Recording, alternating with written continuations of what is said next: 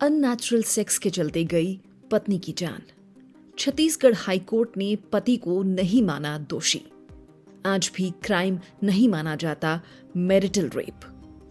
पति ने पत्नी के साथ जबरदस्ती अननेचुरल सेक्स किया। पत्नी की मौत हो गई, लेकिन फिर भी पति को कोई सजा नहीं। इनजस्टिस सा महसूस हो रहा है ना? महिलाओं के दृष्टिकोण से देखा जाए तो सरासर अन्याय है, लेकिन कोर्ट की नजरों से देखा जाए तो ये अपराध नहीं है। दरअसल मामला छत्तीसगढ़ का है।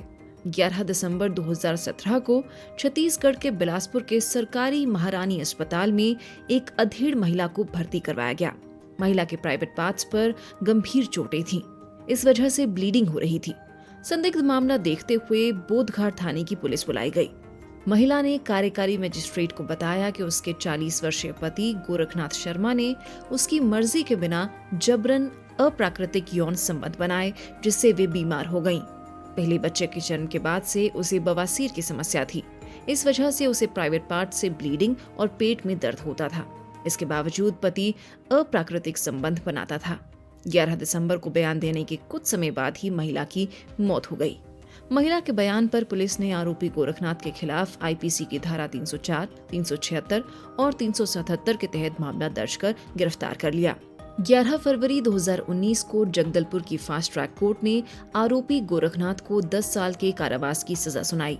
इसके बाद पति ने फास्ट ट्रैक कोर्ट के फैसले को हाई कोर्ट में चुनौती दी। पीड़ित महिला की मौत होने पर सरकारी वकील ने उनकी ओर से केस लड़ा।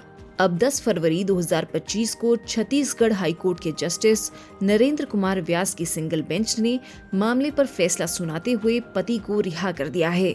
अब जरा ध्यान से सुनिए कि जस्टिस नरेंद्र कुमार व्यास ने फैसले में क्या कहा। उन्होंने कहा, अगर पत्नी की उम्र 15 साल से ज्यादा है और पति उसके साथ संबंध बना रहा है तो इसे रेप नहीं कहा जा सकता। अप्राकृतिक संबंध के लिए पत्नी की स्वीकृति जरूरी नहीं है, इसलिए आरोपी पर अपराध नहीं बनता।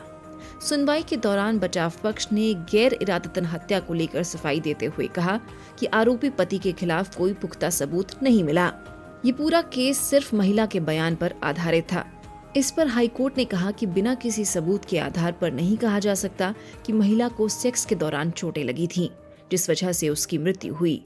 जस्टिस व्यास ने धारा 304 गैर इरादतन हत्या, धारा 376 बलात्कार और धारा 377 अप्राकृतिक सेक्स के तहत आरोपी को दोष मुक्त कर दिया।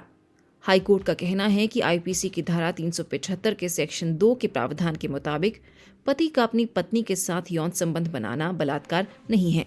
अगर पति ने अप्राकृतिक सेक्स भी किया है तो आईपीसी की धारा 377 के तहत इसे अपराध नहीं माना जा सकता।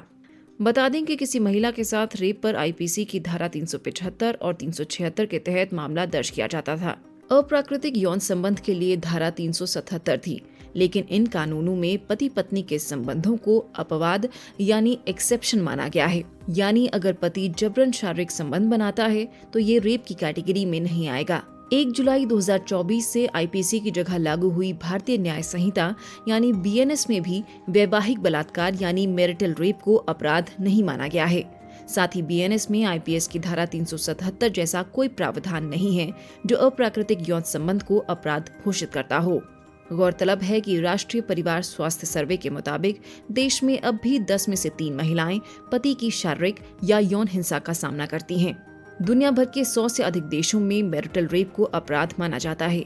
वहीं भारत उन 3 दर्जन से अधिक देशों की लिस्ट में शामिल है जहां अपनी पत्नी से बिना मंजूरी के संबंध बनाने को बलात्कार नहीं माना जाता।